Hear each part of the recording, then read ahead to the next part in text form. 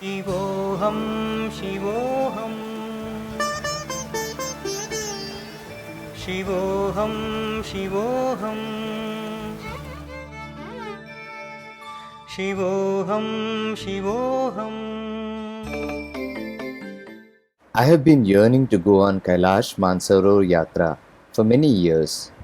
Legend has it that Sri Shiva, the God Almighty, resides on Kailash along with Mother Parvati. The books I read since childhood and mythological Telugu movies constantly refer to the same. Whenever I browsed through the photos and videos of Kailash online, I felt a strong calling. The desire intensified when I heard Her Holiness Sri Mataji Nirmala Devi, founder of Sahaj Yoga and my guru, speak about the spiritual significance of It Kailash. is not understood by human beings how they are connected to this Mother Earth. This Kundalini passed through different centers, creating different centers in the Mother Earth and ultimately broke through Kailasha. And I don't know how many have you been to Kailash. You'll see tremendous vibrations flowing out of Kailash. As per Sahaj Yoga, the human spirit, Atma, is a reflection of God Almighty, Sadashiva. When our Kundalini, that resides in our sacrum bone, which is a reflection of Adi Shakti or the primordial energy, connects with our spirit, that union, which takes place on the Sahasrara Chakra at the fontanel bone, Brahmarandra, is yoga, and the all pervading divine energy, Paramachaitanya, engulfs the seeker, transporting into a dimension of thoughtless consciousness. All the Swayambhus, natural energy centers expressed through the Mother Earth, emit the divine energy. After Sahaj Yoga, we can clearly feel this energy on our fingertips. Kailash is such a Swayambhu and represents the Sahasrara Chakra, seventh center of the universe. Buddhists refer to Kailash as Mount Meru, center of the earth. In Vajrayana, they consider it as home to Buddha Chakrasambhara, Demchok. First Jain Tirthankar Rishabdev Adinath attained Nirvana at Kailash Ashtapad, and therefore it is a holy site for Jains. Born religion, native of Tibet, considers Kailash as the nine-story Swastika mountain, the Axis Mundi, a celestial pole where heaven and earth meet. Unlike other mountains where people climb to conquer the mountain, here people don't set foot on the mountain. We do a circumambulation, parikrama, around the mountain and humble down at the feet of the Lord. Given the extreme altitude one reaches during the parikrama, this involves survival in low oxygen and ever changing weather and inhospitable conditions. Adi Shankaracharya's Advaita philosophy says that it is an illusion to see oneself as different from the Supreme Self. That is the duality one needs to transcend to truly know the Self. Shiva is the pure essence of the Self. He can be the nameless, formless, Supreme Self manifest in every atom, from a stone to an ant, to an animal, to a man, or he can be seen as our Father who art in heaven, taking the form of an ascetic who resides in the remote isolation of Kailash. He is both the farthest and detached, unaffected by the material world, and the closest because he resides in the heart. Therefore, purpose of my yatra was to intently focus on the Shiva within as I tread the holy ground, feeling his all-pervading presence. Journey to the center of the self. शिवोऽहं शिवोऽहं शिवोऽहं शिवोऽहं शिवोऽहं शिवोऽहम् Kailash Mansarovar Yatra has been performed since time immemorial. There used to be multiple routes from India to Kailash. However, due to the border issues and weather conditions, Only two routes from India exist as on date. The oldest route is via Lipulek Pass. This route passes through scenic places in Kumaon, Uttarakhand, and gradually reaches an altitude of 16,500 feet at Lipulek Pass, crossing over to Tibet. Since a large part of it is through mountains with no road infrastructure whatsoever, this route involves trekking at a high altitude. The route is open only for 3 months in a year and can be accessed with permissions from Ministry of External Affairs, Indo-Tibetan Border Police, Kumaon Mandal Vikas Nigam, etc. A few years ago, Government of India launched a completely motorable route through Nathula Pass, Sikkim and scenic Tibet. MEA, with due permissions from Government of China, gets about 1500 visas for visit through Lipulek Pass and about 600 for Nathula Pass route. It will take at least 3 weeks to complete the yatra by Lipulek and Nathula Pass routes and costs about 1.5 to 2 lakh rupees. Selection in the lottery and clearing medical tests in Delhi is a must to undertake yatra by these routes. There are numerous private operators who provide many options to fly into Tibet from Simikot or drive through Nepal and Tibet. Also, there are options to directly fly into Lhasa, Tibet and make a road journey to Kailash. Yatra can be done in rupees 2 to 4 lakhs and may take between 10 to 15 days. There is mixed feedback about Yatra through private operators. Given the limited time for acclimatization, there is a greater chance of missing out on the Kailash Parikrama due to the body not being fully prepared.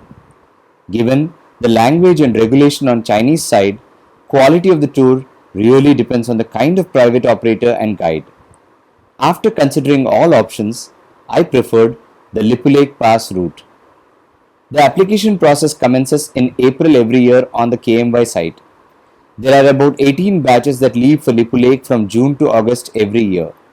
There is a specific schedule for each batch. Selection and allocation of batch is done through the lottery system. Extensive medical checkups are conducted at Delhi Heart and Lung Institute and subsequently ITBP doctors assess applicants' fitness to travel. A second round of tests happen at an altitude of 10,000 feet at Gunji. Those found unfit at any stage will be asked to return without proceeding further on the Yatra route. I was selected in batch 10 and had to report in Delhi for medicals on 14th July.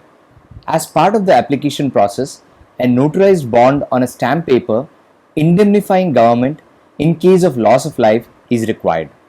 Another requirement is the consent form signed by the next of kin agreeing for cremation on the Chinese side in case such an incident happens. I have to thank my wife who had faith and was brave enough to consent without raising any objections and encouraged me to undertake this yatra.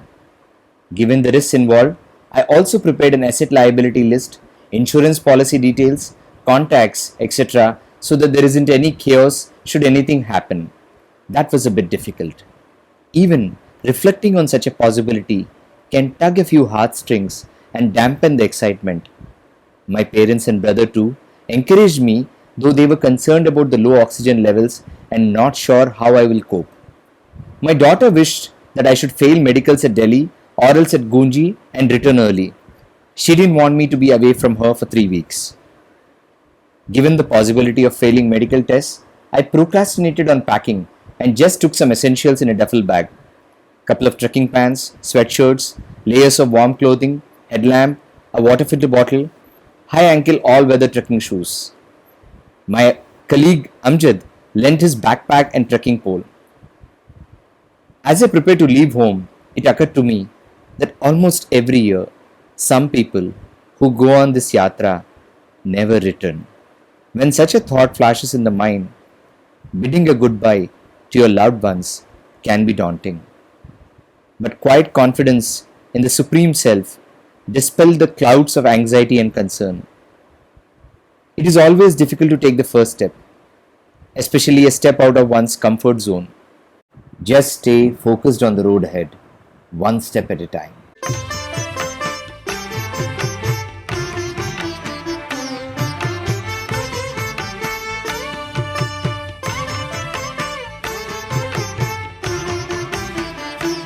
After landing in Delhi around noon, I got into a local bus headed to ISBT.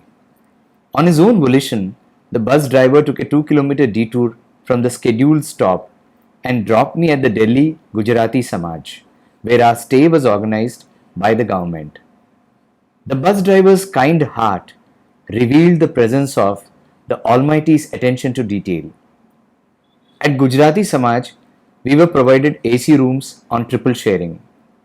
My roommates were Mr. Sambasya Rao, a pharmacy college principal from Hyderabad, and Mohit Joshi from Kumaon, working in an IT major in Bangalore. In the evening that day, I met my friends Nitin, Twarita, and Vivek. We attended Guru Puja at Nirmal Dham, the resting place of Sri Mataji. I prayed to Mother and did a parikrama of her samadhi and invoked that this itself was my Kailash parikrama.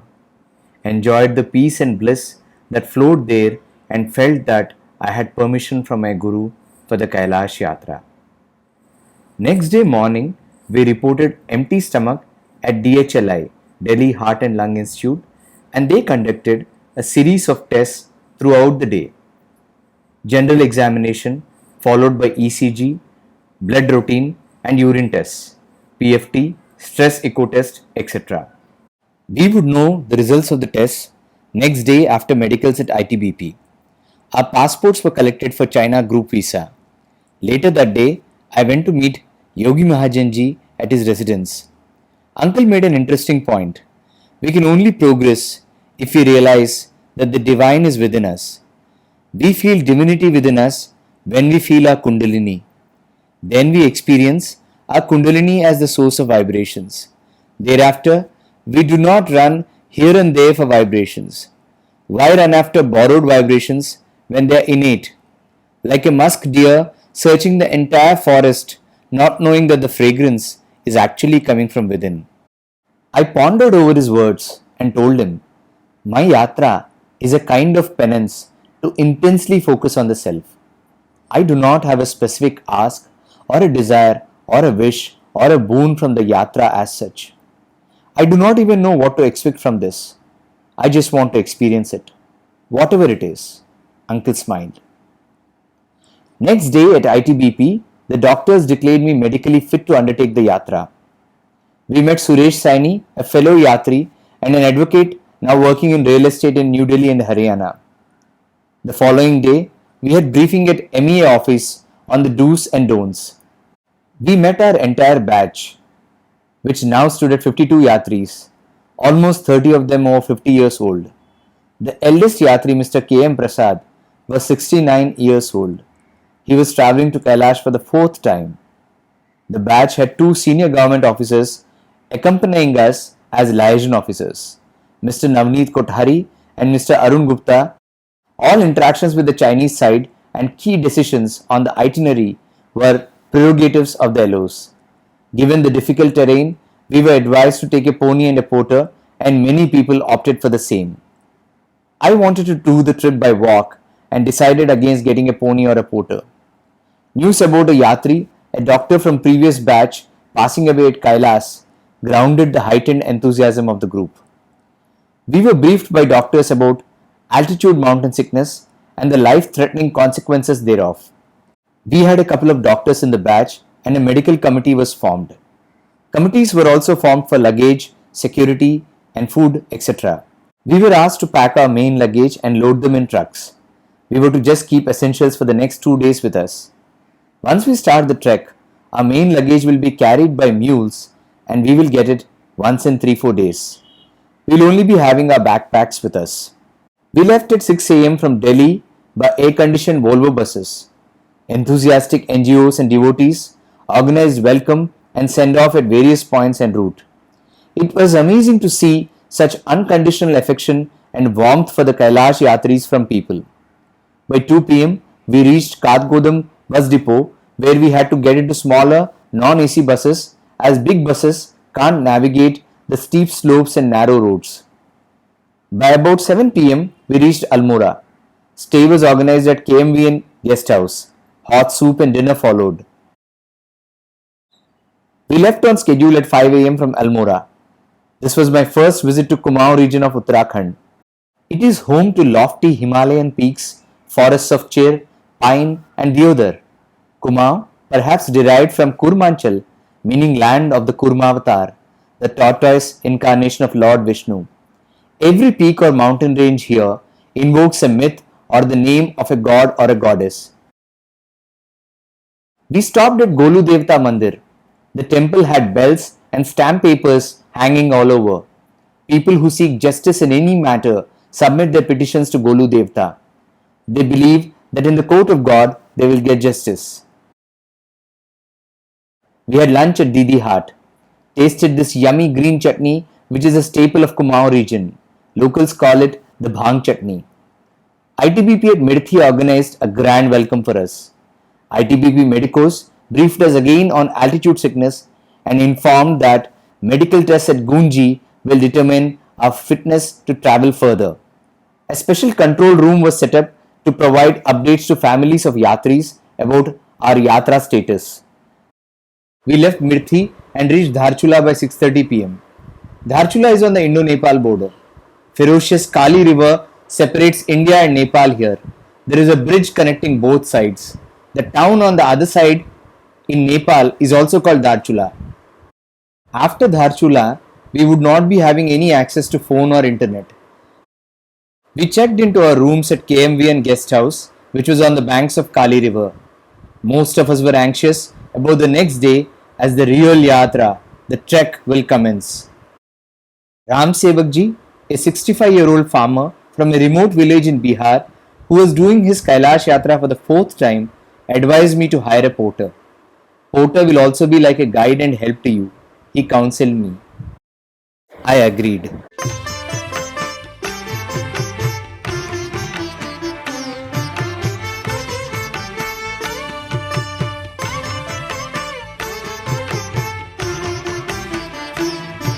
At 6 am, we commenced our journey by sumos to Najang. A bumpy ride through tricky mountain roads came to an abrupt halt. A landslide. In this area, landslides are quite common. In the past, many a batch of Kailash Yatris were stuck at various points between Najang, Buddhi and Gunji. It can take a few hours or a few days to clear a landslide. Depends on the intensity of the landslide, weather conditions and accessibility to machines. We were told not to venture towards the landslide area as rocks were still falling. Luckily, a JCB came to our aid and cleared the road. We had breakfast in a makeshift dhaba. Our main luggage was loaded on mules and we were to receive it in a couple of days at Gunji. I met my allocated porter, Deepak Singh Bisht, Deepu. We crossed the bridge and started ascending the first mountain in the Kali Valley.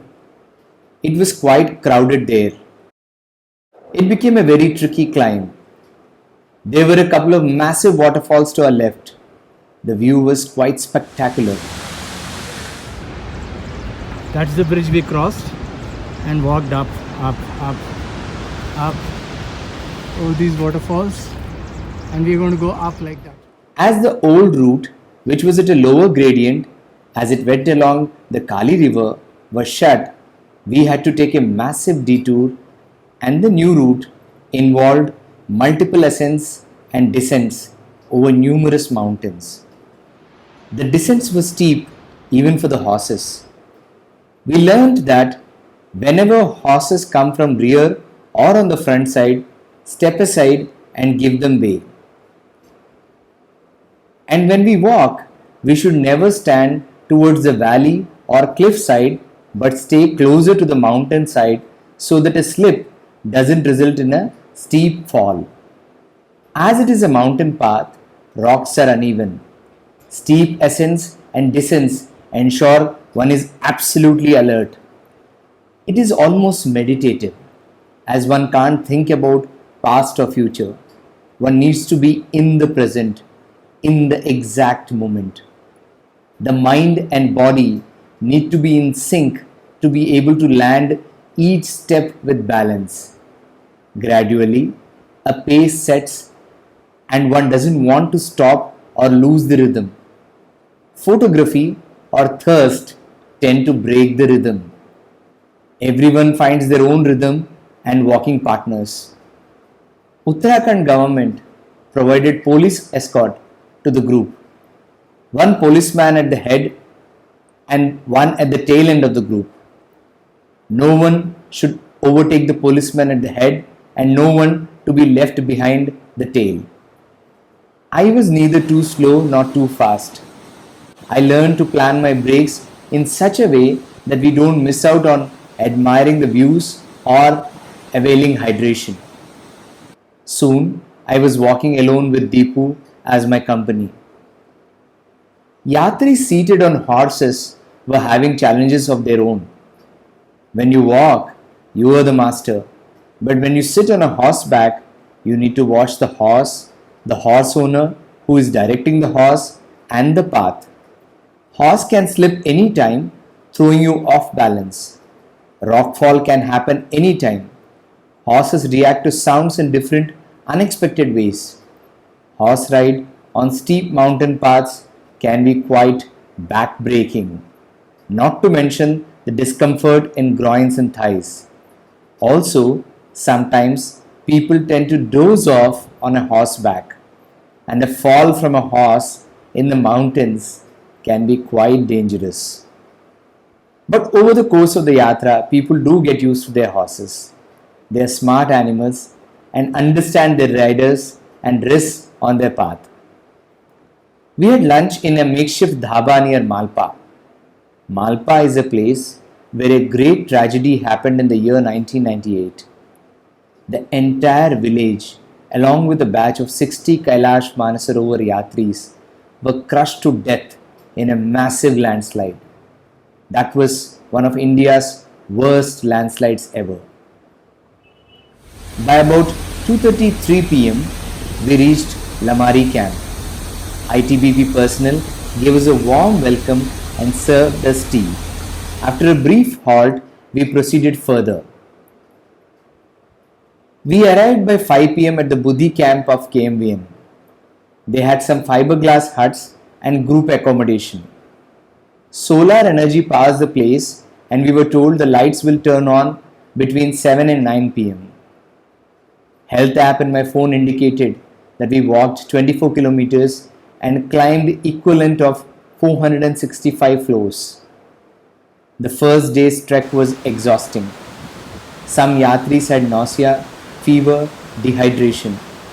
Thankfully, no one was injured or had any requirement for hospitalization. Fatigue and body pains, a common ordeal. Mustard oil massage of the legs was soothing. मनोबुद्ध्यहङ्कारचित्तानि नाहं मनोबुद्ध्यहङ्कारचित्तानि नाहं न च श्रोत्रजिह्वे न च घ्राणनेत्रे न च श्रोत्रजिह्वे न च घ्राणनेत्रे न च व्योमभूमिर्न तेजो न वायु न च व्योमभूमिर्न तेजो न वायु चिदानन्दरूप शिवोऽहं शिवोऽहं चिदानन्दरूप शिवोऽहं शिवोऽहं शिवोऽहं शिवोऽहं शिवोऽहं शिवोऽहम्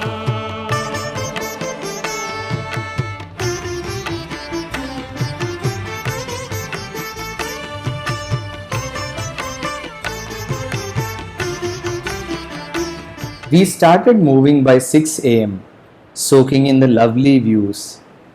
We had to put on a few extra layers to beat the chill. The entire path was a steep incline, right up to Chia Lake at an altitude of 11,000 feet. I started to sweat and wanted to take off all the warm layers of clothing. Deepu advised me not to remove more than one layer at a time, as it can get quite cold soon after. It is better to keep warm, stay insulated, and maintain a constant body temperature. By about 8:30 am, we reached Chia Lake. The breakfast served was puris, bhang chutney with tea. From here onwards, the trek was less strenuous. A sunny day, glimpses of Annapurna Glacier up above, gushing Kali River down below, and a myriad of flowers all around.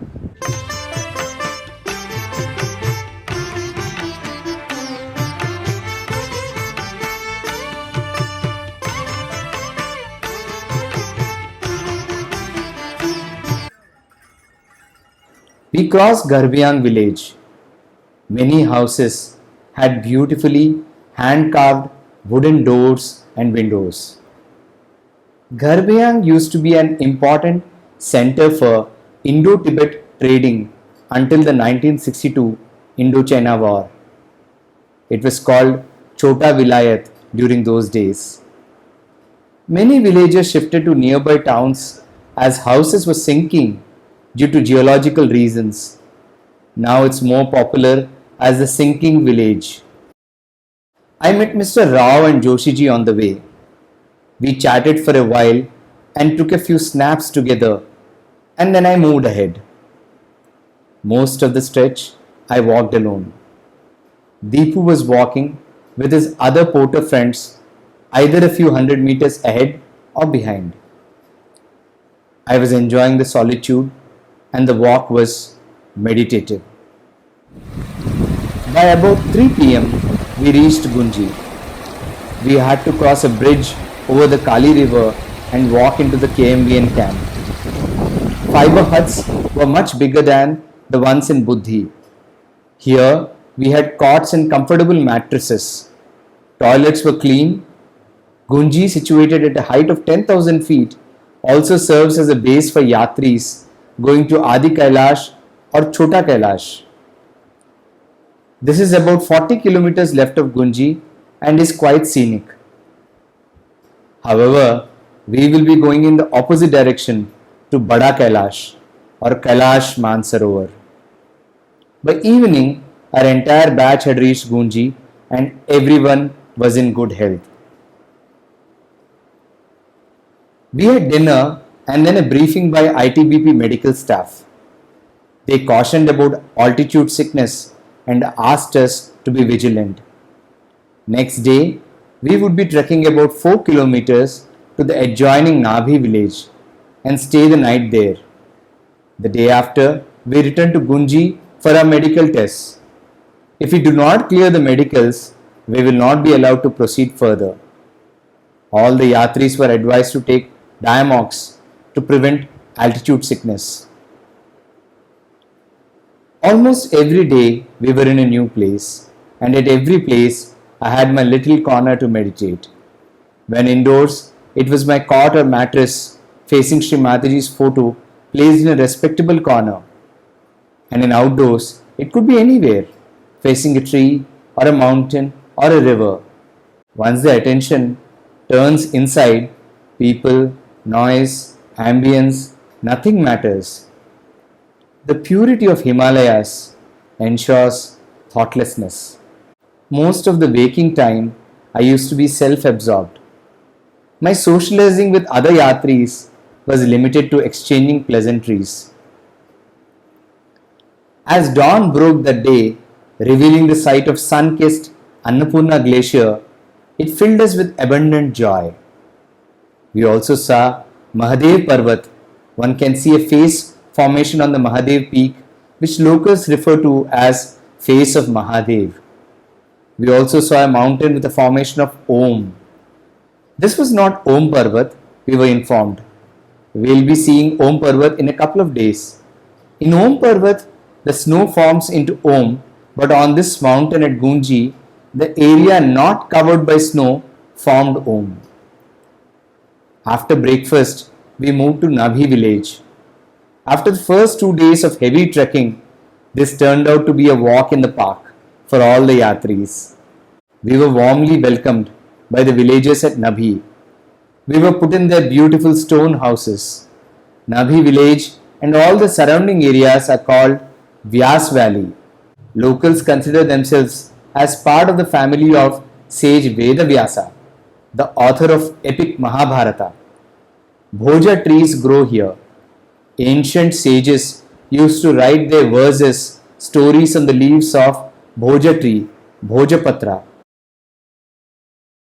Nabhi villagers served us amazing local food. They also entertained us with their song and dance. Glowing faces, warm hearts, cheerful songs, and great food. That sums our stay in Nabhi.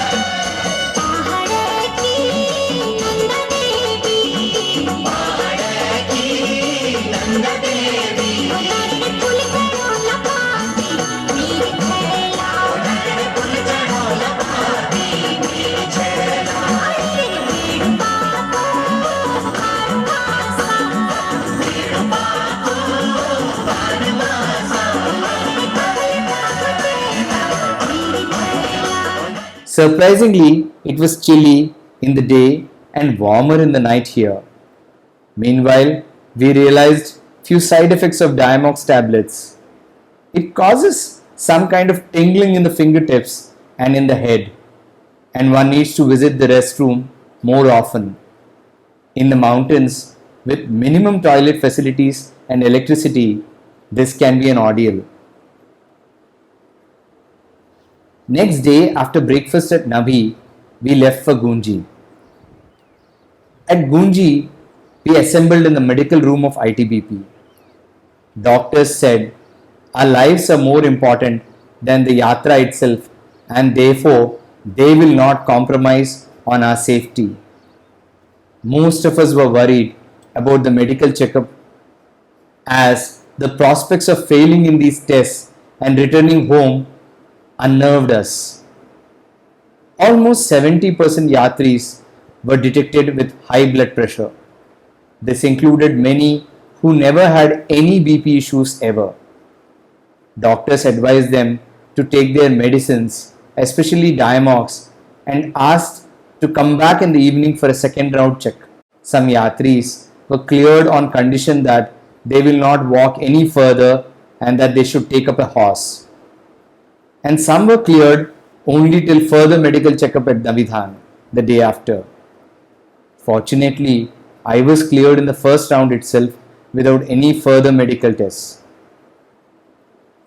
We planted a sapling in the ITBP base as it is customary for every batch of Kailash Yatris to do so.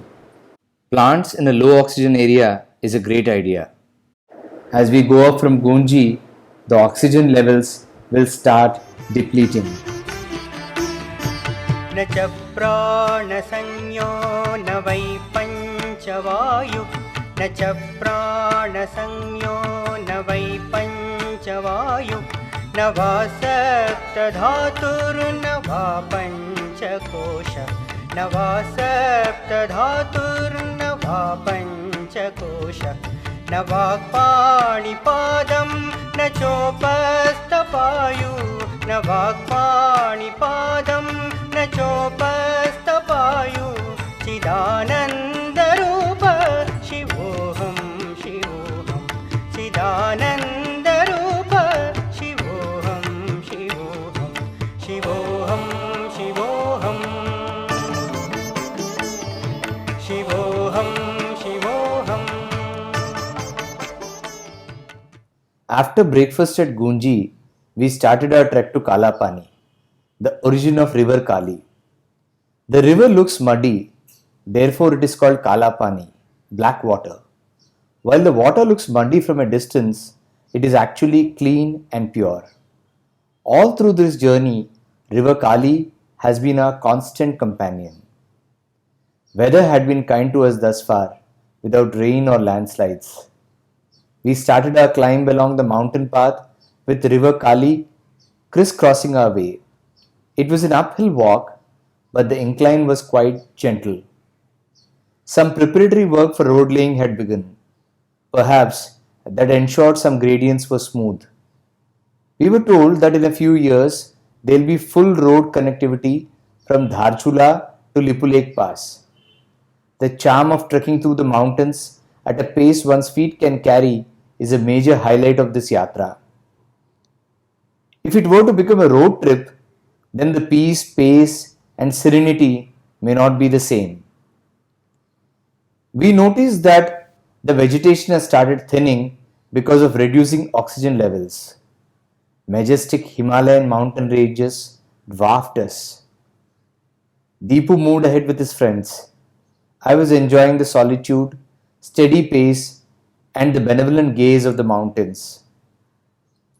Be it the sight of a shrub or a flower or flight of a bird or a moving cloud, everything seemed to radiate amazing grace.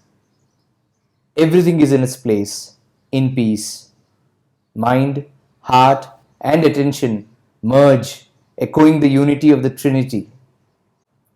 As we moved ahead, we saw a mountain peak in the shape of a serpent hood, Sheshnag. Further up, there was a tiny cave perched high up in the ranges to our left. Vyas Gufa, it is called. It is said when Vedavyasa approached Sri Ganesha to write Mahabharata, Sri Ganesha agreed on one condition, that Vedavyasa should dictate it non-stop. That if he stops dictating anywhere in the middle, he will not write further. Thus, the epic Mahabharata was written. Vedavyasa, as per the mythology, is one of the 8 Chiranjeevis, immortals. Hanuman, Parashurama, Ashwathama, Kripacharya, Vibhishana, Markandeya, Bali Chakravarti are the other 7 immortals. Vyas Gufa faces the mountain where river Kali originates. There is a beautiful temple dedicated to the goddess which is maintained by ITBP. As the area is remote, there is no crowd whatsoever. There is also a hot water spring close to the temple. While the water in Kali river was quite cold, miraculously the adjoining spring had hot water flowing. After soaking my feet in the Kali river, I sat down to meditate. We proceeded further to the immigration checkpost. Our passports were stamped as the next day we would be crossing the Indian border into Tibet. We checked into KMVN guest house in Kalapani. We were at 12,000 feet now and will be proceeding to Navidhang the next day, which will be our final halt in India. We had to walk 10 kilometers to reach Navidhang at an altitude of 14,000 feet. It was a continuous climb. We started seeing more of the snow peaks and green cover was gradually reducing. We came across Pandava peaks. Every peak was named after one of the Pandava brothers. Pandavas are believed to have stayed in this area for some time. Lipu Lake Pass trek at 16,000 feet is the most difficult stretch during the India leg of this itinerary. We were to undertake that part of the trek later that night after we reach Navidhang. Yatris have been dreading Lipu Pass. Severe cases of altitude sickness have been reported from here. I felt a wave of anger when Deepu informed me that he will not accompany me during the last leg of Lipu Lake Pass trek. The good thing about being in the nature and undertaking an arduous trek is that it forces one to be in the present. Anger and unforgiving thoughts tend to be a cross to bear. Better to get rid of such excess baggage. We reached Navidhang base camp and realized we were standing right in front of Om Parvat. Snow pattern on the mountain depicts Devanagari inscription of Om. But the Om was only partially visible as massive clouds covered most of the mountain. We hoped we would get a clear view later in the day. We had sumptuous lunch served with exceptional warmth by the KMVN staff. It was quite chilly and clouds were all around us. One more round of unpacking and packing followed. We had to make the backpacks much lighter as this will be an arduous climb. And our main luggage we were to collect once in Tibet the next day. ITBP doctors administered another round of medical checkup on specific yatris whose Gunji tests were below par. Few yatris were given portable oxygen cylinders to carry with them. We had soup and dinner at 6 pm. We saw a beautiful rainbow appear in front of Om Parvat. The night was cold and windy. We slept by 8 pm. We got a wake up call at midnight. Tea was served and we were asked to get ready and mustered in 30 minutes. We put on 5 to 6 layers of clothing, gloves, and a head torch. We were told to watch out for rock falls, slippery slopes, stones, and flowing water. Nervous excitement was palpable. It was like a troop preparing to go to war. We all shouted, Har Har Mahadev, and started our march into the darkness. Within a couple of minutes, we were walking in total darkness. The head torch was very helpful. Visibility was limited to a couple of feet ahead. The good thing about walking in the dark is that one never can feel discouraged seeing the height one needs to climb or miles to go. All you can think of is what lies ahead in the next step and which way to turn in the darkness. The walk in the wilderness was wonderful. The sound of water flowing from the snowy mountain slopes, glitter of dew on the flowers and grass on our path made the surroundings seem magical. And the most beautiful of them all, I saw a flower which was glowing in the darkness. I took a photo, but that cannot capture the self-luminous flower in its full glory. It was a beautiful dawn. Clouds moved away to reveal the magnificent valley. Meanwhile, the climb became even more steep. We walked over snow. It was extremely slippery, but somehow we managed. We reached Lipu Lake Pass. We soaked into the panoramic view of snow-filled peaks and grand mountain passes. We had to wait for the previous batch of yatris to return from China. As that batch enters India, our batch will enter China. Little bit of sunshine that we had quickly vanished and the wind became chilly. 6 layers of clothing didn't seem enough to bear the chill. It was 8:30 am India time and yet there was no sign of the other batch. Some yatris started feeling uncomfortable due to low oxygen levels. Some sniffed camphor and felt better. Some had to be given oxygen. We were in the open and a snowfall could make things worse. A tiny cemented line between the two mountain peaks signified the border between India and China. There wasn't a checkpost at the top on either side. We can't move ahead till the Chinese authorities come, and moving back is an option we dread. All we had to do was wait at 16,500 feet in no man's land.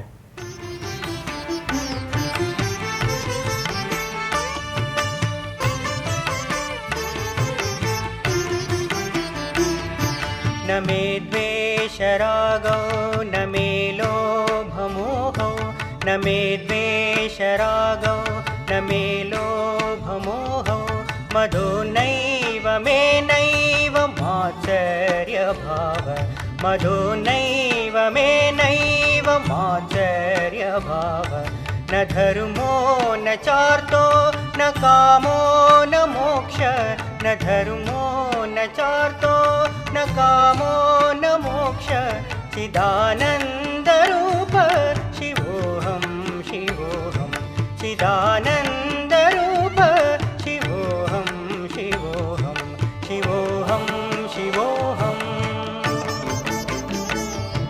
शिवोऽहं शिवोऽहम्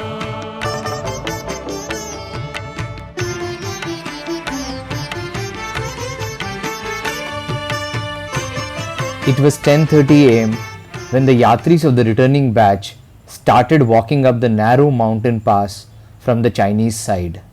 Simultaneously, our batch started the 1.5 kilometer descent into Tibet.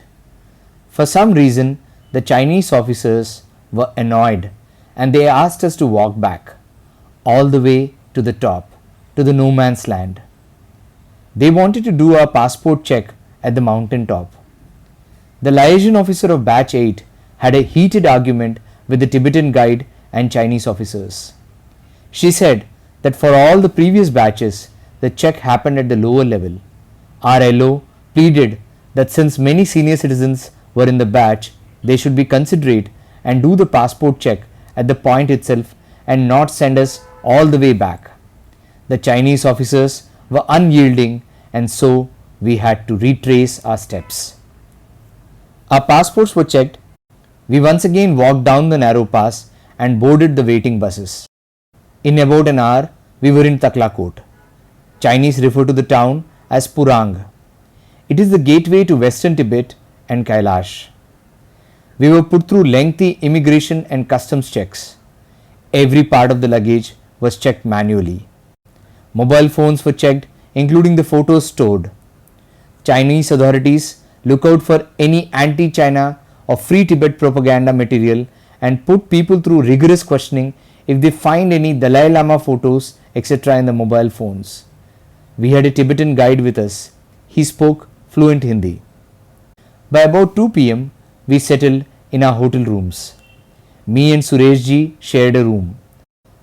Taklakot is at a height of 13,200 feet. It was cold and windy. The Nepalese and Tibetan cooks organized by the guide made some palatable Indian food. The town had a lot of cheap Chinese goods. Our food committee bought groceries for the next few days. We had mobile signal in Taklakot and Wi-Fi in the hotel. We connected with our families after almost a week of no contact. This day was a rest day meant for acclimatization, mostly spent indoors. Chinese time is 2.5 hours ahead of Indian time. Taklakot being closer to India, sunrise and sunset happen as per IST. I could see the mountain ranges from my bedroom window. Snow-capped and barren ranges were visible.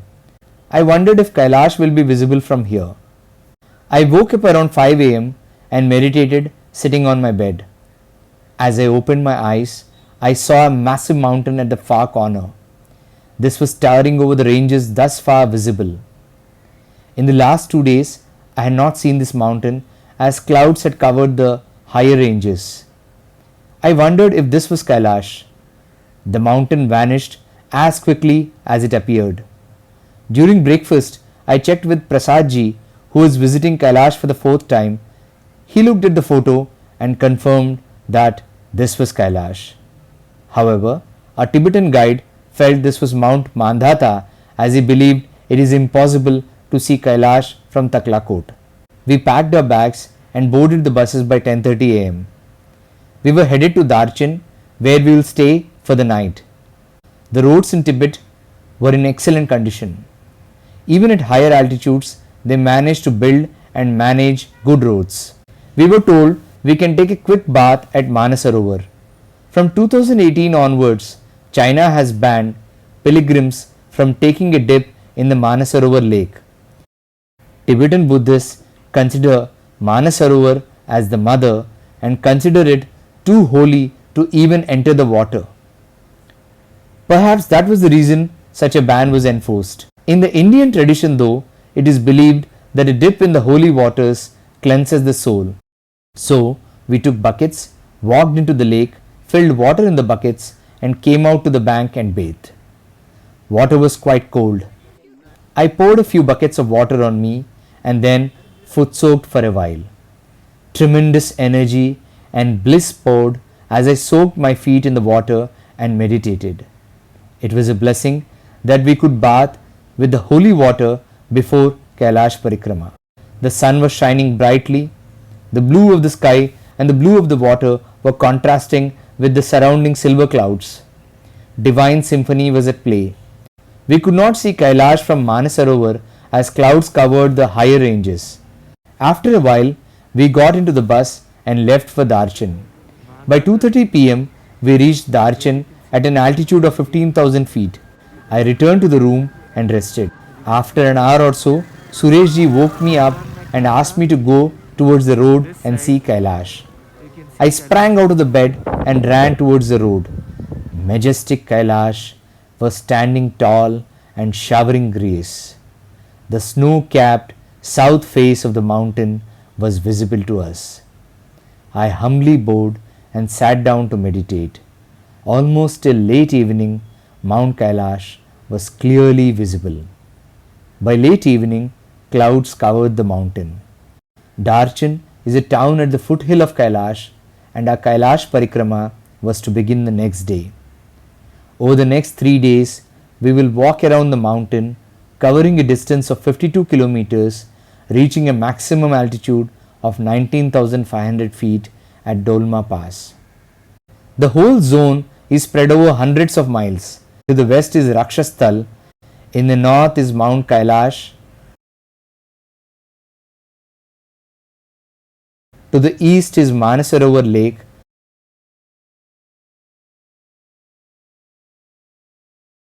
and in the south, facing Kailash, is the Gurla Mandhata range. Manasarovar means the lake of the mind or consciousness. It is believed to have originated from the consciousness of Lord Brahma, the creator. If Rakshasthal is darkness, Manasarovar is light. Kailash is placed in such a way that it is equidistant from both the lakes. Shiva is indifferent to both demons and deities and is beyond good and bad. Everything else is relative. Shiva is the absolute, the God particle whose contact can turn the relative into the absolute, unborn, eternal and timeless, beyond virtues, boundaries, dharmas, dogmas and doctrines. न पुण्यं न पापं न सौख्यं न दुःखं न पुण्यं न पापं न सौख्यं न दुःखं न मन्त्रो न तीर्थं न वेदा न यज्ञा न मन्त्रो न तीर्थं न वेदा न यज्ञा अहं भोजनं नैव भोज्यं न भोक्ता अहं भोजनं नैव भोज्यं न भोक्ता चिदानन्दरूप शिवोऽहं शिवोऽहं चिदानन्दरूप शिवोऽहं शिवोऽहं शिवोऽहं शिवोऽहं शिवोऽहं शिवोऽहम्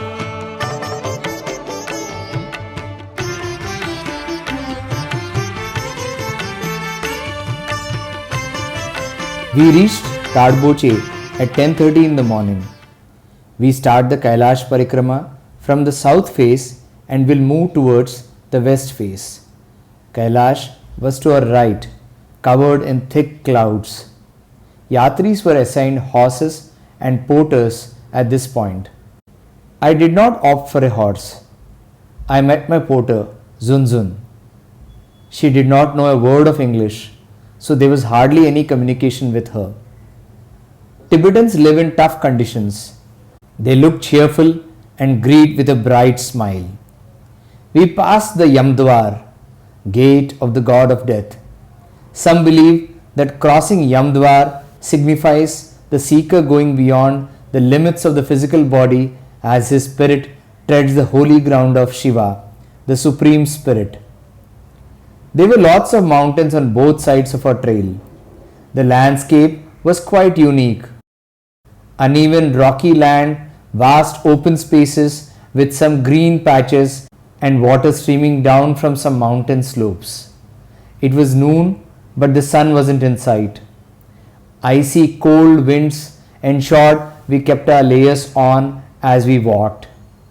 There were a few monasteries in the adjoining mountains. Tibetans refer to Kailash as Kang Rinpoche, king of the mountains. It is majestic, and as we walked past the western side of the Kailash Parvat, it looked vast and unapproachable. We walked almost 20 kilometers to reach Derapuk by about 3 p.m. and we were ushered into a newly built dormitory complex. The rooms were large and clean. The towering north face of Kailash was adjacent to our dormitory complex. Kailash was visible from our room. I meditated for some time. It dawned on me that I was treading on the holiest of holy grounds. Over hundreds and thousands of years, many deities, angels, saints, and devotees have walked on that ground. I bowed again and again. The clouds cleared and there was bright sunshine. Kailash was completely visible now. I started walking towards Charan Sparsh. Charan Sparsh is the closest one can get to the mountain. From our dormitory, Charan Sparsh was about 7 to 8 kilometers. The more I walked towards the mountain, the more distant it seemed to become. It was a never-ending walk. It looked as if it was just beyond a particular hillock that I could see. Then, when I reached that hillock, I realized there are a few more hills to cross before I reach Kailash. And then when I crossed those hillocks, the mountain appeared further away, so near yet so far. Kailash mountain is unique to the entire landscape. None of the mountains around Kailash are as tall. Even the composition of the mountain is different from all other mountains. From the north face, we felt as if the mountain was made of black stone, like a Shivalinga. The bright sunshine was turning the snow on Kailash slopes into water which was gushing downhill. 4 rivers, they say, originate from Kailash. The east face is believed to be made of crystal and is associated with the Brahmaputra river. The west face is made of ruby and is associated with the Sutlej river. The south face is made of lapis and is associated with the Karnali river. The stunning north face of Kailash, towards which I was walking, is believed to be made of gold, and Indus river flows there. There was no walking trail here. I had to find a toehold to climb a little distance and then find the next gradient to climb further up, walking almost in a zigzag way. I walked in this manner for more than an hour. I stopped at a point and sat down to meditate. I put my feet in the flowing stream and meditated. Water was bone-crushingly cold. I foot-soaked for some time, washed my face, sprinkled some water on my head, and then sat down on a rock to meditate. The vibrations were flowing. I took the Mahamantras and spontaneously sang Atmashtakam, Lingashtakam, and Shiva Panchakshari Stotram. Om Twameva Sakshat Shri Kailash Swamini Sakshat Shri Adi Shakti Mataji Shri Nirmala Devya Namo. It became quiet inside and outside, and in that quietude I lost track of time. When I opened my eyes and looked at the majestic Kailash, it felt like the mountain itself was Shiva.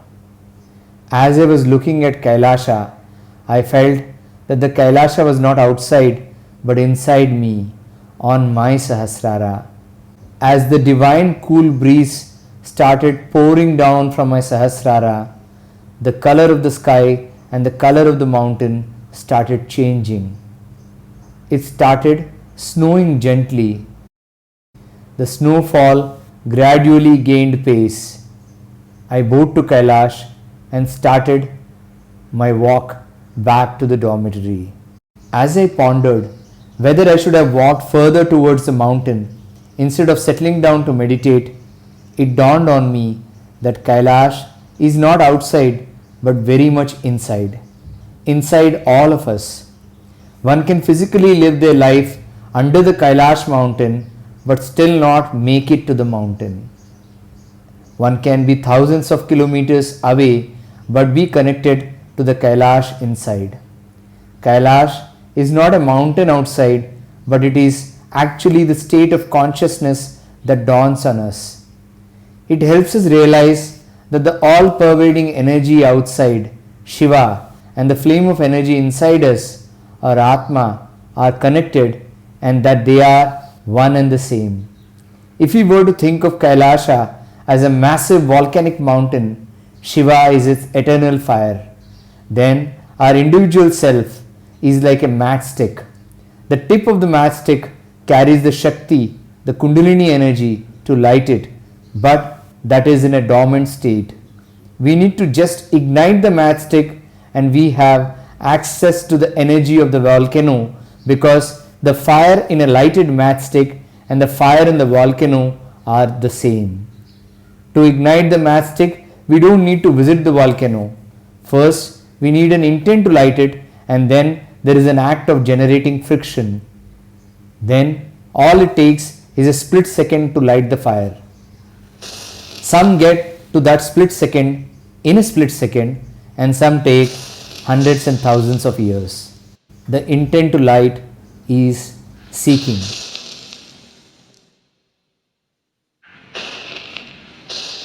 Throughout our life, we are seeking something or the other: food, water, shelter, society, status.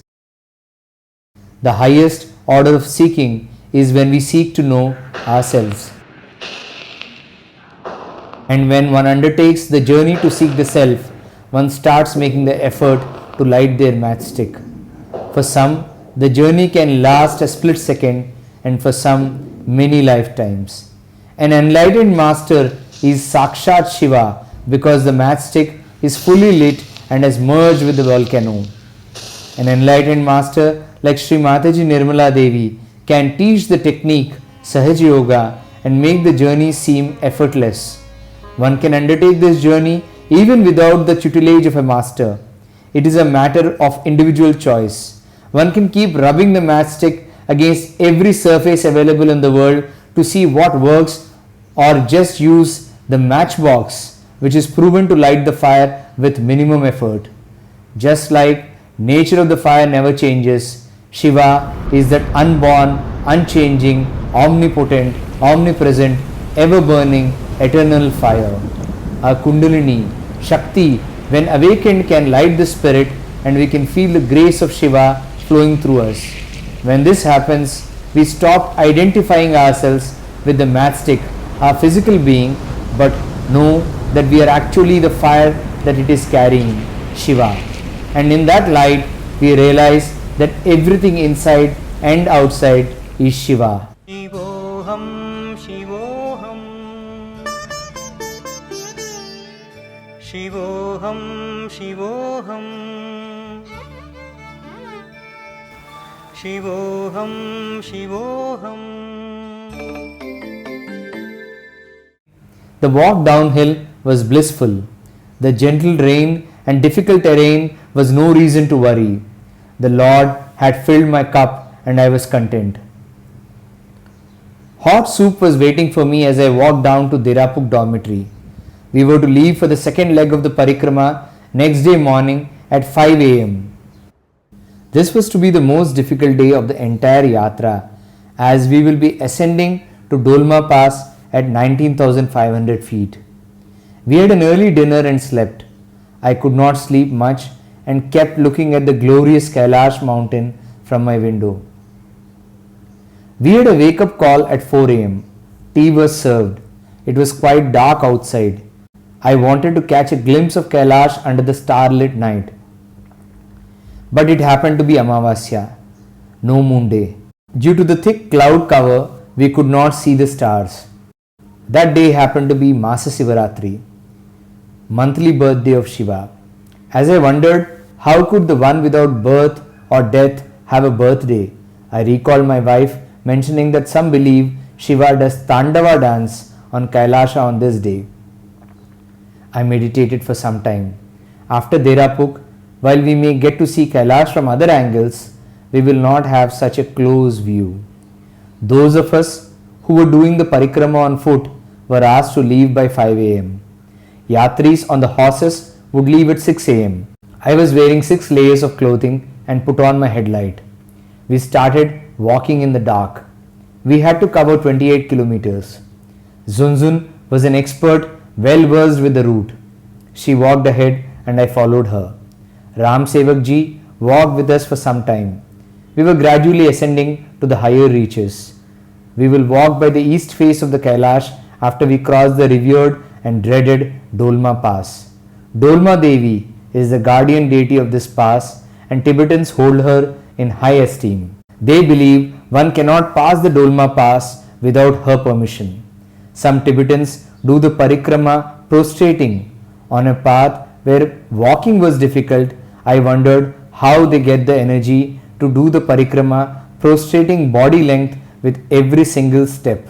Whenever we reached a steep incline, I used to ask Zunzun if that was Dolma Pass. She smiled and pointed that it was further ahead. By about 7:30 am, we reached Dolma Pass. We were at 19,500 feet height.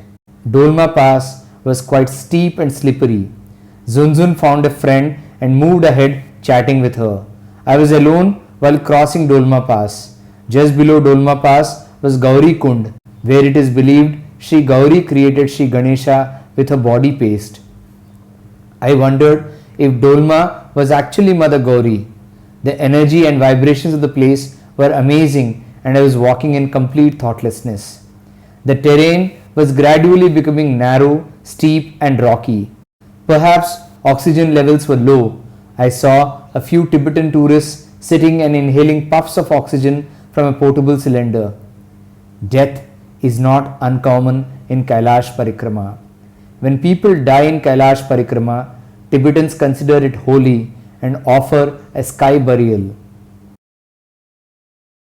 A few meters ahead, I met a Tibetan family sitting and resting on the rocks to the side of the path. Amongst them was a benign old lady, perhaps their grandmother, I thought. She smiled looking at me and offered some candy. I thanked her but did not take it and moved on. After a few meters of climb, somehow I found the same lady ahead on the left side. I wondered how did she reach ahead of me that quickly. She offered candy again and insisted I take one from the 4 candy pieces that she held in the palm of her hand. I looked at the lady. She had a broad forehead and a bright smile. Just like Sri Mataji, I thought. As I was about to take one of the candies, she pointed to a large black candy and suggested I pick that one. Though I picked it, I was hesitant about eating it. Then the lady signaled that I should put it in my mouth and keep it there. When I kept it in the mouth, I realized that it was not a candy but some kind of a date. I actually don't know what it is. It had an odd taste, bitter and sweet. Bitter enough so that you can't eat it in one go. Sweet and juicy enough to chew and eat slowly. The lady signaled that I should just keep it in my mouth and keep walking. I thanked her and walked ahead. The date boosted my energy levels and at the same time kept me alert. As I was about to descend from Dolma Pass, it started snowing. I found the lady once again. She was sitting at the end of the pass. She affectionately looked at me and put her thumbs up, perhaps indicating that I did a good job. I smiled and moved on. I still wonder as to how did this lady overtake me twice. I clearly was ahead of her on both the occasions. Though it was a gentle snowfall, we were warned it could become a snowstorm any moment. We kept walking. I found Zunzun after crossing Dolma Pass. Now we had to descend from Dolma Pass. It was a very steep descent with big boulders and rocks all along. We also had to walk through thick layers of snow. People on horses were asked to step down and descend on foot. Even horses had great difficulty climbing down. In an hour of the downhill trek, we descended 3,000 feet. This 1 hour of descent was more challenging than 4 hours of ascent. We saw a tea room in a makeshift tent. Zunzun wanted to have tea. My liaison officers invited me to sit with them in the tea room. We took a pot of the local tea. The Tibetan tea is made of herbs and butter. It was a bit salty, but in that bitter cold, it was a huge relief. We resumed our walk. Now we were walking on the eastern side of Kailash. Kailash was a bit far to our right as we walked. The mountains and motifs around Kailash are peculiar. There was a tabletop mountain with rock formations. It looked like an abandoned palace court on a fort. Some rocks appeared like lions, sentinels, and other shapes. It was breezy and the terrain was now easy and leveled. Sun was shining bright and the walk became pleasant. By about 12:30 noon, I reached Zunzuipu, a halt for the day. After a quick breakfast, we started our trek at 6 am. We were told that we had to walk less than 10 kilometers. After Dolma Pass, everything looked easy. Sureshji and I walked together.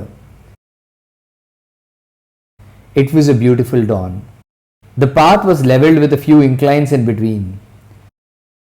By 9:30 am, we assembled at the finishing point. Buses came there to pick us up and we left for Quigu Monastery on the banks of Manasarovar, where we will spend the next 2 nights.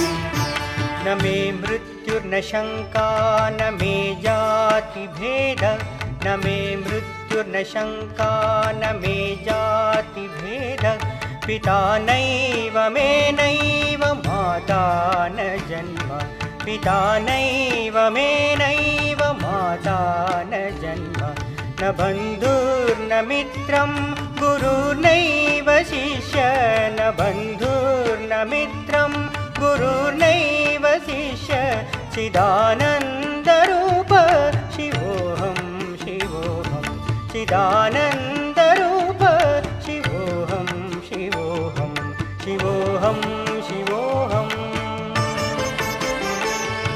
शिवोऽहं शिवोऽहम्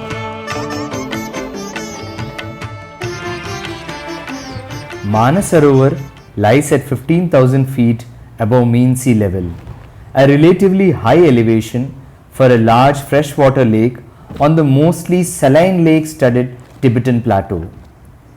We reached Quigu Monastery on the banks of Manasarovar by 1 pm. The lake was visible from our room. Afternoon, we were told, was the best time to bathe in the lake.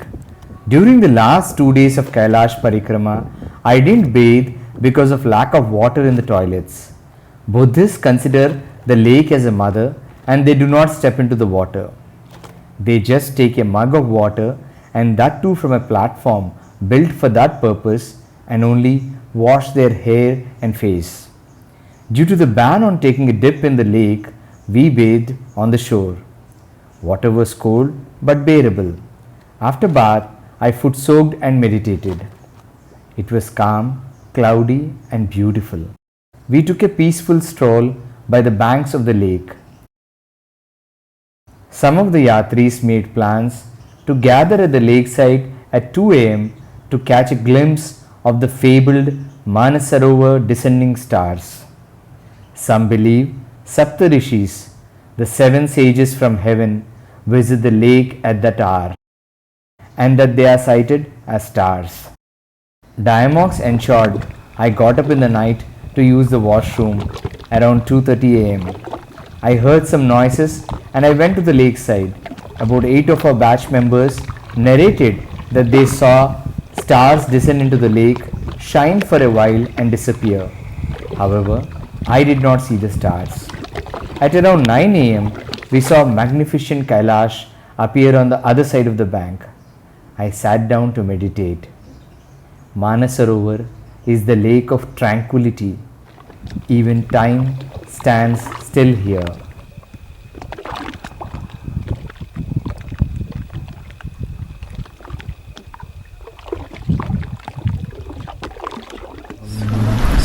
न मे मृत्यु न शङ्का न मे जाति भेदा न मे मृत्यु न शङ्का न मे जाति भेदा पिता नैव मे नैव माता न जन्म पिता नैव मे नैव माता न जन्म न बन्धु न मित्रं गुरुनैव शिष्य न बन्धु न मित्रं गुरुनैव शिष्य चिदानन्दरूपा शिवोऽहं शिवोऽहम्. Some of the group members conducted a havan. In the afternoon, I took a bath in the lake waters, foot soaked and meditated. In the evening, we were spellbound by the visual patterns that lit up the sky above the lake. Some of the patterns reminded me of Michelangelo's Sistine Chapel work, God and Man.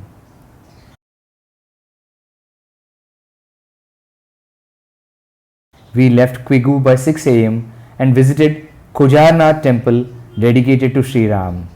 The guide explained that the idols of Sri Ram, Lakshman and Sri Sita appeared on their own and a grand temple was built many hundreds of years ago. Now the temple is maintained by Buddhist priests. We checked into the same hotel where we stayed earlier in Taklakot and rested. We started from Taklakot at about 7 am China time and completed customs formalities. We reached by buses to a point close to Lipu Lake at 10:30 am China time. We had to climb about 1.5 kilometers to reach no man's land. 12th batch of Yatris were already waiting on the pass for our return. As soon as we enter the India side, they will move into the Tibet side. Snowfall and slippery slopes made the climb challenging. Crossing over into India was an emotional moment. As we set foot in India, we put our hands on the ground and paid obeisance to the motherland. We experienced warmth of our ITBP personnel in those cold mountain passes. They cheered us up and congratulated us on completing the Kailash Parikrama. My porter, Deepu, greeted me and we started our descent. We had to walk 30 kilometers downhill that day. After the Kailash Parikrama, I realized I was able to climb and descend with effortless ease.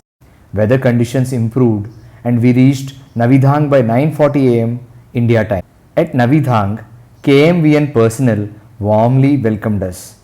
The paratha and chai we had at Navidhang was the yummiest I had ever. Our palate came alive with the taste of India. As we moved further ahead, we were spellbound by the beauty of the surroundings. We wondered if this was the same route through which we had travelled before. Given the effort while climbing up and our focus on the destination, we may not have relished the scenery as much as we were doing during the descent. Our senses were alive with the sight and scent of the trees, plants and flowers. By 11:15 am, we reached Kalapani camp. The KMVN personnel served an early lunch. We proceeded to the Kali temple there. I meditated at the mandir and thanked Mother for protecting us. We reached Gunji, our halt for the night.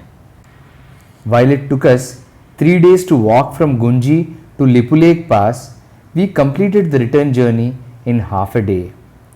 ITBP organized a dinner to celebrate the successful yatra of our batch. We thank them for taking such good care of us during the onward and return journey. ITBP doctors explained that they are often strict with the yatris to ensure we take the health advice seriously and do not risk our lives. The fervor with which ITBP personnel and medical staff serve the Kailash Yatris is truly amazing.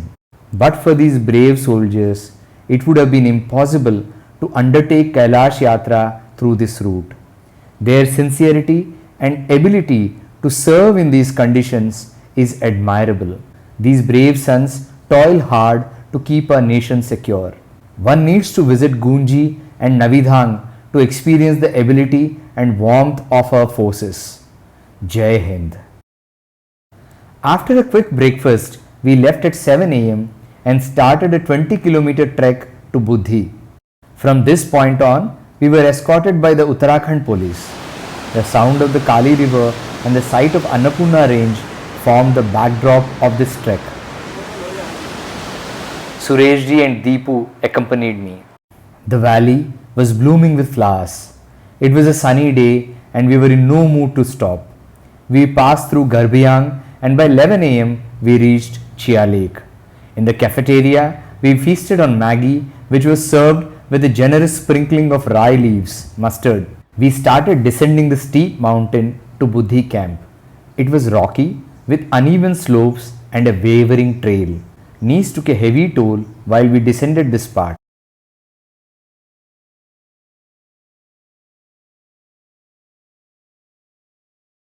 I put on knee guards, but still the descent was tough. By 3 pm, we reached Buddhi. In the evening, I climbed a neighboring hilltop and meditated for some time.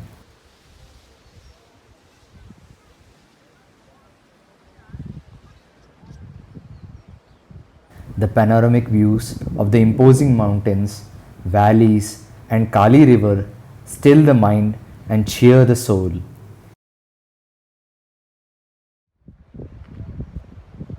We felt the chill had considerably reduced. Perhaps the extreme cold at 19,000 feet desensitized us to the chill at 8,000 feet. Our path became slushy due to the overnight rain. We started our trek at 5:15 am. It was quite dark and we put on our head torches. We were passing along the Kali River, retracing our tough trek route of day one. Thick cloud cover, low visibility didn't dampen the spirits of the group who were eager to complete the trek.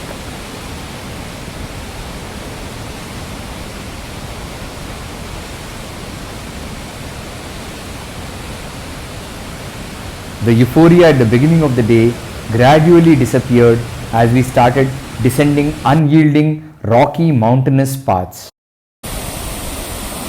We got soaked walking under many waterfalls. The possibility of a rock fall made us run for cover at some points. At one of the passes, rocks fell and hurt a horse, breaking his toe. The lady on the horse fell down.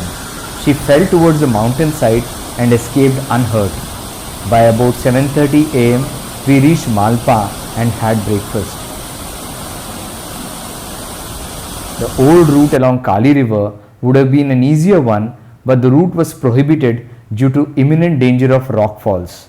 So we had taken a difficult mountainous path with multiple ascents and numerous descents. The descent increasingly became tough. My right knee started hurting and I had difficulty walking.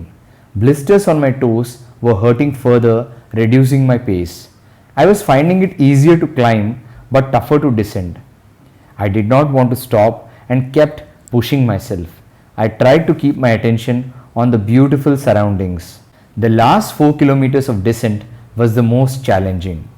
By 9:30 am, I completed the trek and reached the dhaba at Mangti Najang, which was our meeting point.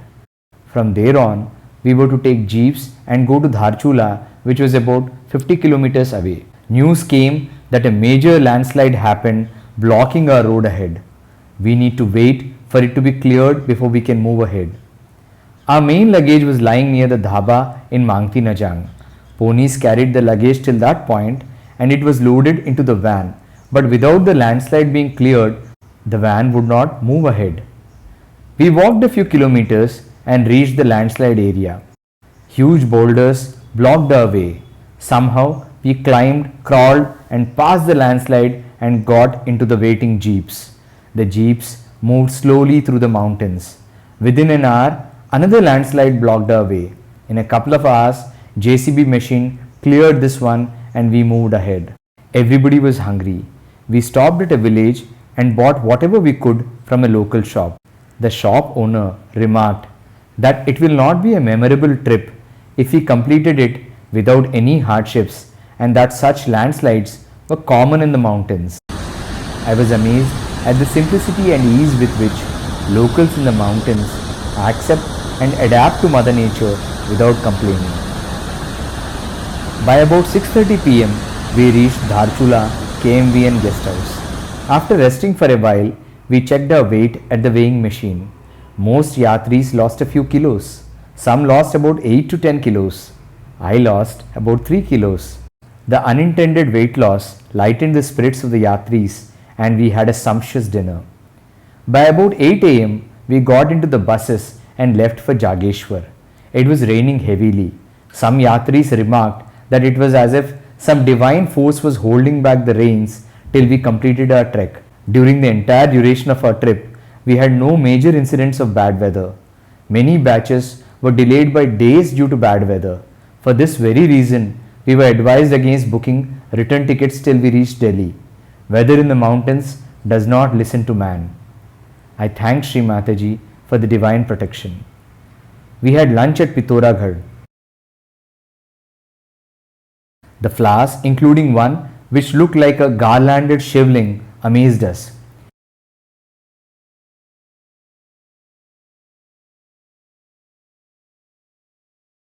We had rhododendron juice which tasted divine. Almora district in Kumaon region is pristine and less touristy. By evening, we reached Jageshwar, which was our night halt. The scent of deodar trees was magical. Jageshwar had an ancient Shiva temple complex which attracted devotees and tourists. Our LO Arunji, another Yatri Ajayji, and I spontaneously decided to explore the forest nearby. There was a hill and a tabletop mountain at the center surrounded by deodar trees. It was dusk by the time we started walking into the forest. We reached the top of the mountain and soaked in the panoramic views. It quickly became dark and we were trying to find our way back. Using mobile phone light, we were trying to figure our way through the dense forest. We could distinctly hear some sounds being made by animals. It was pitch dark and we were clearly lost in the wilderness. Then we heard sound of flowing water and moved towards it. We remembered that the Jageshwar temple had a stream flowing next to it. Somehow we made it to the stream. There were some houses on the other side of the stream and there was no bridge to cross it. We waded through the stream and knocked on one of the houses. After almost 10 minutes, someone came down and opened the door. We walked through that house and landed on the street near the temple. At about 4 am, I freshened up and left for the Jageshwar temple. Jageshwar means the awakened one. Locals consider it as one of the 12 Jyotirlingas in India. It was a beautiful ancient temple complex. At dawn, we resumed our journey in the buses. By 9 pm, we reached Delhi Gujarati Samaj Bhavan. By about 7 am, I left Delhi Gujarati Samaj and had breakfast with Yogi Mahajan uncle. Uncle remarked that while the outward journey may be over, but the inner journey continues. That indeed was my realization at Kailash. I visited Nirmal Dham and paid my obeisance to Mother. I took a noon flight and by about 4:30 pm reached home. My wife beamed with joy and daughter hugged me tight. I was home.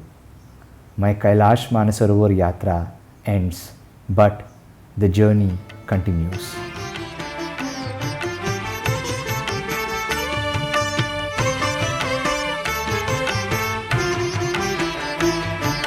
अहं निर्विकल्पो निराकाररूपो अहं निर्विकल्पो निराकाररूपो विभुत्वाच सर्वत्र सर्वेन्द्रियाणां विभुत्वाच सर्वत्र सर्वेन्द्रियाणां सदा मे समत्वं न मुक्तिर्न बन्धः सदा मे समत्वं न मुक्तिर्न बन्धः चिदानन्दरूपो